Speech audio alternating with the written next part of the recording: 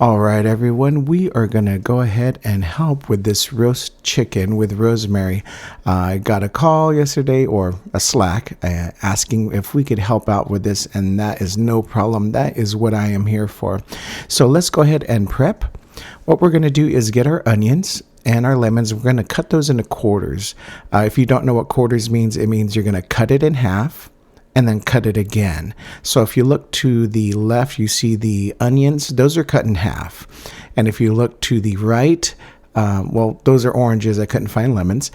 They cut them again, and those are quarters. So you're going to cut it in half and then cut it in half again. And those are going to be your quarters.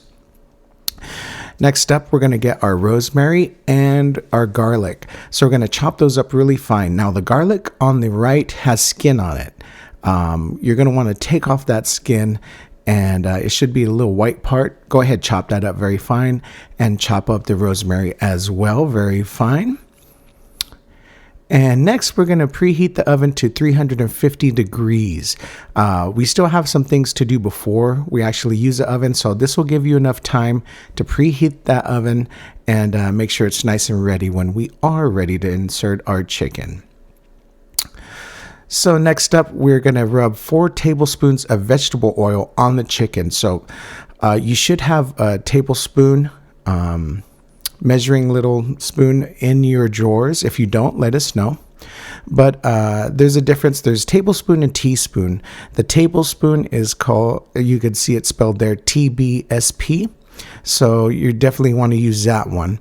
And you're just going to get 4 of those, rub it all over the chicken, make sure you're getting under the chicken, around the chicken's different parts, and it's all oiled up and ready to go, because that's what's going to make it brown and crispy.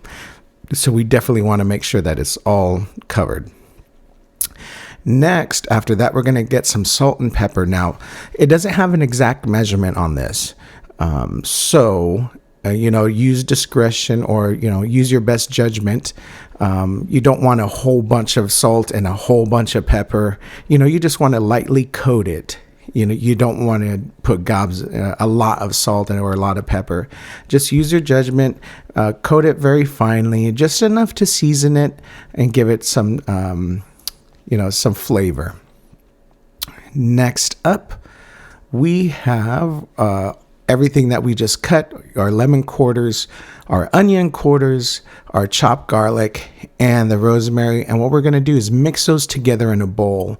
I saw the directions on there. It really doesn't say to mix it together, but I think in order for everything to combine evenly, you're going to have to mix everything in a bowl. So go ahead and get a bowl, mix all those things up nice, and, get them ready and coated.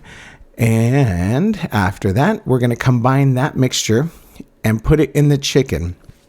So I know it's kind of obvious, but in case you don't know, we're going to stuff the mixture in this hole right here. I don't think you can stick it anywhere else. So, but just in case you needed to know.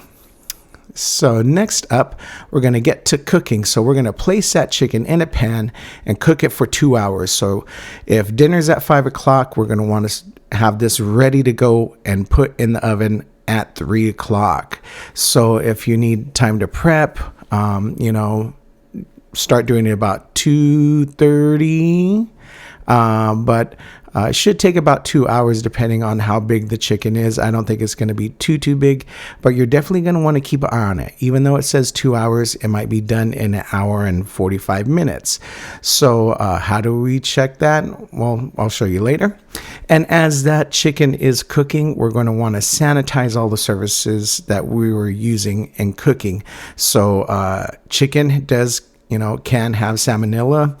And what you're going to do is, make sure your hands are washed. Anything that you've touched while preparing the chicken, you're going to want to make sure that everything is sanitized, because if it comes in contact with something else, like maybe you're putting dishes on there or maybe handling residents' food, it can get them sick. They can get nauseated, diarrhea, all that stuff. So make sure just to sanitize everything after you're done working with the chicken. All right, so we're cooking here. After 2 hours, we're going to use that thermometer that I gave you last week, the food thermometer, and we're going to check the temperature of the chicken. So this is, chicken, and it needs to be a certain temperature. So even if it looks like it's nice and brown and everything's ready, that doesn't necessarily mean that it's safe to eat. So you're going to get that thermometer and you're going to stick it in the thickest part of the chicken, which is the breast.